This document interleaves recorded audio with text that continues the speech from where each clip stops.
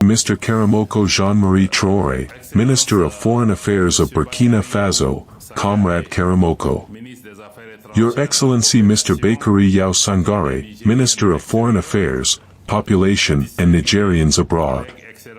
Distinguished colleagues, Excellencies, ladies and gentlemen. My first words are to extend a warm welcome to our brothers and sisters from Burkina Faso and Niger, who are honoring us with their presence at this meeting of the Ministers of Foreign Affairs of the Confederation of Sahel States. I also thank my brother, the Minister for Malians living abroad and African integration, Mr. Moussa Admirers, who is with us today for his kind participation in the opening ceremony of the meeting of the Ministers of Foreign Affairs of the Confederation. Mali was particularly pleased to host this meeting of foreign ministers since the second session of the College of Heads of State, held in Bamako on December 23, 2025. This meeting fulfilled its promises to strengthen fraternity, solidarity, and complementarity among our states, in accordance with the current vision of their excellencies. Hello and welcome to CKB News, bringing you the latest breaking news, exclusive reports, and major headlines from Africa and across the globe. Stay informed with reliable journalism, insightful analysis, and the stories that matter most. We've got you covered.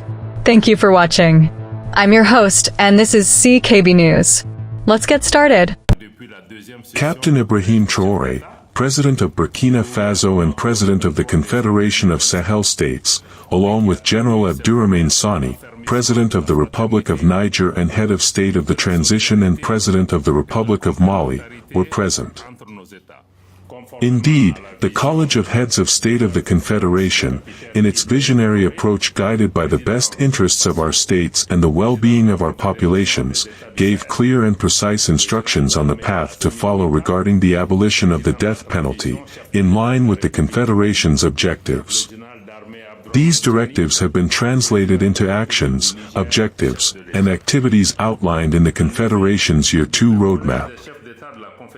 The Confederation's diplomatic pillar plays a significant role in this roadmap, particularly in a context marked by numerous external interferences and meddling which, unfortunately, hinder the smooth progress of our shared endeavor. Indeed, it is no longer necessary to reiterate the geopolitical stakes behind the terrorist attacks against our territory, our states, and our innocent populations.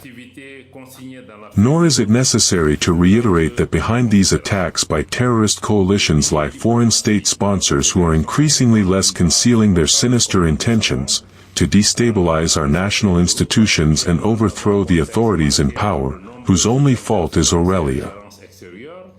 In the eyes of these states nostalgic for an international imperialism or a regional hegemony whose only fault is to have claimed it, the respect for their sovereignty, to have claimed the right to take control of their own destiny, to have the legitimate right to make their own choices.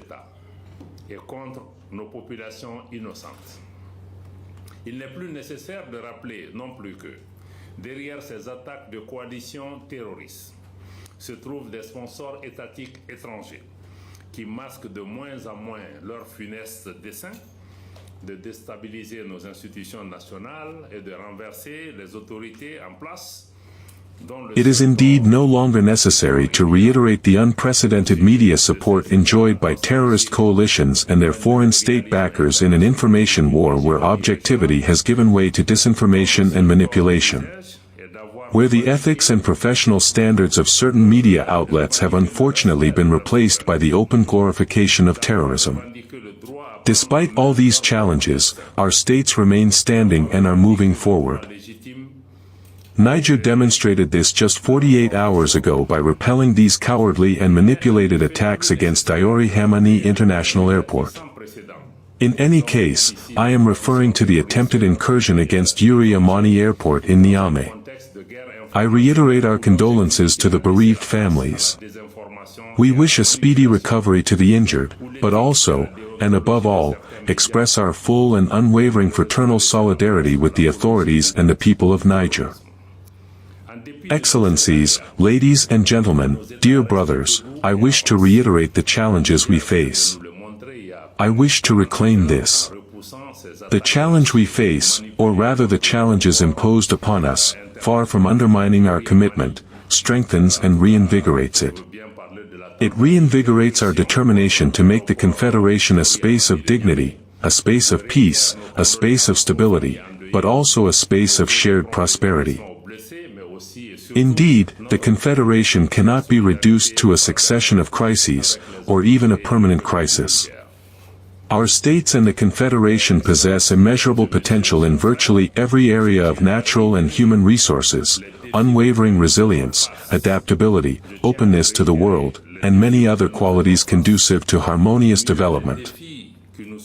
Thus, the Confederation also represents ambitious and committed reforms, improved governance, an attractive investment framework, and a series of infrastructure projects to open up access to isolated areas, as well as achievements in the education, health, culture, sports, and artificial intelligence sectors, among others. In the context of this meeting, I am pleased to note that, under the leadership of our heads of state, the Confederation now speaks with one voice, both in international forums and following major geopolitical events. I am also delighted that we have achieved harmonization of our national positions on numerous international issues. We are also reaching a common position on a growing number of international topics.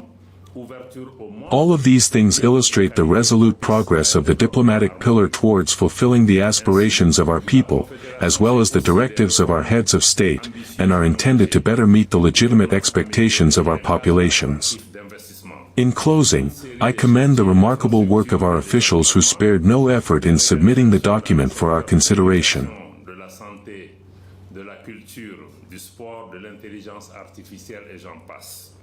Dans le contexte de la rencontre qui nous réunit aujourd'hui, je suis heureux de noter que sous l'impulsion de nos chefs d'État, la Confédération parle désormais d'une seule voix lors des forats internationaux et suite à des événements géopolitiques majeurs. Je me réjouis également de ce que nous soyons parvenus à l'harmonisation de nos positions nationales sur de nombreuses questions internationales. Nous parvenons également à une position commune sur un nombre croissant de sujets internationaux. Toutes choses qui illustrent la progression résolue du pilier diplomatie vers la réalisation des aspirations de nos peuples, mais aussi... This high-quality document is presented here, and I welcome you once again to the city of Mali. I would like to conclude by reaffirming my commitment, which I know is shared by Burkina Faso and Niger. Therefore, we are committed to contributing, to the fullest extent of our capabilities, to strengthening our diplomatic coordination at various levels of responsibility, so that we may once again keep the flame of the Confederation burning brightly. Thank you for your attention.